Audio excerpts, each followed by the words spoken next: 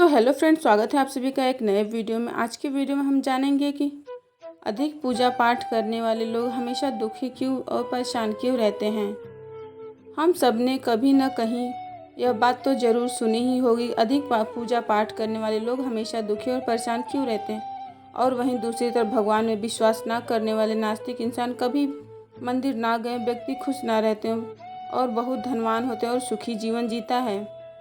यह सब देखकर मन में ख्याल आता है कि भगवान ही सही नहीं करते, भगवान का न्याय सही नहीं है। वह धनवान को धनवान और गरीब को गरीब ही बना रहने देते हैं।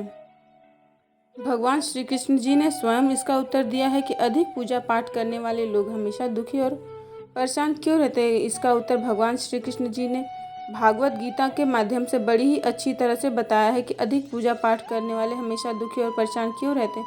तो चलिए जानते हैं इस कहानी के माध्यम से। फ्रेंड्स, आपने अभी तक हमारे चैनल को सब्सक्राइब नहीं किया है तो इसे प्लीज़ लाइक, सब्सक्राइब और शेयर कर दें। तो चलिए सुनते हैं आज की कहानी। यह बात द्वापर युग की है, जब भगवान श्री कृष्ण और अर्जुन के बीच बात हो रही थी। तभी अर्जुन ने भगवान श्री कृष्ण से पूछा, हे प्रभु, जो अधिक पूजा पाठ करते हैं वह हमेशा दुखी और परेशान क्यों रहते हैं, जबकि जो लोग भगवान का नाम नहीं लेते, भगवान का स्मरण बिल्कुल भी नहीं करते और हमेशा गलत कार्य में लगे रहते हैं, उन लोगों को मैं सुखी देखता हूँ और इसके पीछे क्या कारण है। हे प्रभु, कृपया मुझे समझाइए। तभी भगवान श्री कृष्ण जी ने एक छोटी सी कहानी के माध्यम से अर्जुन को समझाया। आइए जानते हैं श्री कृष्ण जी की उस कहानी को कि कहानी में क्या समझाया श्री कृष्ण भगवान ने। एक आश्रम था, उस आश्रम में एक गुरु जी थे और उनके दो शिष्य थे। दोनों ही पढ़े लिखे थे, विद्वान थे।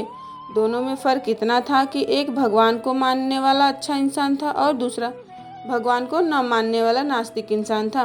पहला भगवान को मानने वाला इंसान जहाँ कहीं भी सत्संग, जागरण, आरती होती थी वहाँ वह पहुँच जाता था और भगवान में की भक्ति में लीन हो जाता था। वहीं दूसरा भगवान को ना मानने वाला इंसान इन सब चीज़ों से दूर रहता था और शराब पान पीकर भी स्त्री का गमन भी करता था और बुरे कार्य करता था। वहीं एक दिन शराब पीकर वह अपने घर की तरफ जा, तभी उसने खजाना मिल गया। उस खजाने में उसको बहुत सारे हीरे जवाहरात मिले और वह बहुत खुश हो गया और कहने लगा, है मैं अब धनवान हो गए, अब मैं अपने जीवन की सारी ज़रूरतें पूरी करूँगा। और वहीं पहला शिष्य एक सत्संग से लौटकर अपने घर की तरफ जा रहा था। तभी वह रास्ते में चलते हुए उसके पैर से तेज कांटा चुभ जाता है और उसने पूरे पैर से खून बहने लगा और वह रो रहा था और भगवान का नाम ले रहा था।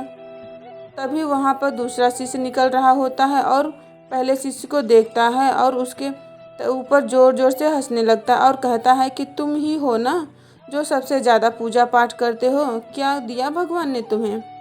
मुझे देखो, मैं कभी मंदिर नहीं गया और न कभी कोई अच्छा काम किया और मेरे घर में मंदिर और भगवान की मूर्ति भी नहीं है, फिर भी मैं देखो कितना संपन्न हूँ और मैं अमीर भी हो गया हूँ। मुझे आज ही एक खजाना भी मिला है, अब मैं सबसे सुखी जीवन जी रहा हूँ। उसकी यह बात सुनकर पहले शिष्य के मन में भी आया कि यह बात तो सही बोल रहा है, मैं कितनी पूजा करता हूँ, हर मंदिर में जाता हूँ, तब भी मैं दुखी हूँ और यह कहीं नहीं जाता, फिर बुरे कार्य करता है, तब भी यह कितना सुखी जीवन व्यक्त कर रहा है। यह सब सोचते सोचते वह अपने गुरुजी के पास जाता है और उनसे यही प्रश्न पूछता है कि मैं इतना अधिक पूजा पाठ करने वाला हमेशा दुखी और परेशान क्यों रहता है। गुरुजी मुस्कुराते हुए कहते हैं, भगवान जो करते हैं वह अच्छे के लिए करते हैं, जिसकी जितनी योग्यता होती है उसको उसी अनुसार फल मिलता है। और तुम्हारे प्रश्नों का उत्तर तुम स्वयं जानते हो। भगवान ने तुम्हारे पैर में काटा और उसको खजाना क्यों दिया? सुनो, तुमने पिछले जन्म में बहुत पाप किए थे और आज तुम्हारी मौत होने वाली थी, लेकिन तुम बच गए क्योंकि तुम मंदिर गए थे, तुमने भगवान की पूजा की थी। यही कारण है कि तुम्हारी मौत न होकर सिर्फ पैर में कांटा चुभा है।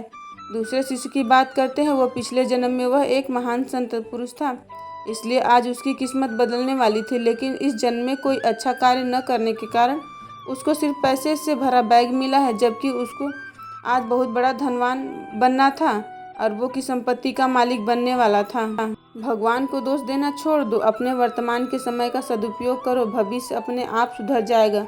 यह सब बातें सुनकर शिष्य की आंखें खुल गई और वह फिर से अपनी पूजा पाठ में लग गया। आज के लिए बस इतना ही। उम्मीद करती हूँ आपको ये वीडियो पसंद आई होगी। अगर वीडियो अच्छी लगी तो इसे प्लीज़ लाइक, सब्सक्राइब और शेयर कर दीजिएगा। धन्यवाद।